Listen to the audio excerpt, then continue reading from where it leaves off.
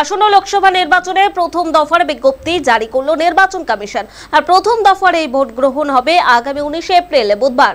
লোকসভা নির্বাচনের প্রথম দফার ভোটের বিজ্ঞপ্তি জারি করে বিশদ তথ্য প্রকাশ করেছে নির্বাচন কমিশন। বিজ্ঞপ্তিতে নির্বাচন কমিশন জানিয়েছে, বিহারে মনোনয়নপত্র জমা দেওয়ার শেষ দিন 28 মার্চ। আর এছাড়াও অরুণাচল প্রদেশ, আসাম, ছত্তিশগড়, মধ্যপ্রদেশ, মহারাষ্ট্র, মণিপুর, মেঘালয়, মিজোরাম, নাগাল্যান্ড, রাজস্থান, সিকিম, তামিলনাড়ু, ত্রিপুরা, উত্তরপ্রদেশ, উত্তরাখণ্ড, পশ্চিমবঙ্গ, আন্দামান এবং নিকোবর দ্বীপপুঞ্জ, জম্মু কাশ্মীর, লাক্ষাদ্বীপ এবং পুদুচেরিতে মনোনয়ন জমা দেওয়ার শেষ দিন 27 মার্চ। বিজ্ঞপ্তিতে জানানো হয়েছে, বিহারের জন্য মনোনয়ন স্ক্রুটিনি হবে 30 মার্চ এবং অন্যান্য রাজ্যের ক্ষেত্রে 28 মার্চ মনোনয়ন স্ক্রুটিনি করা হবে।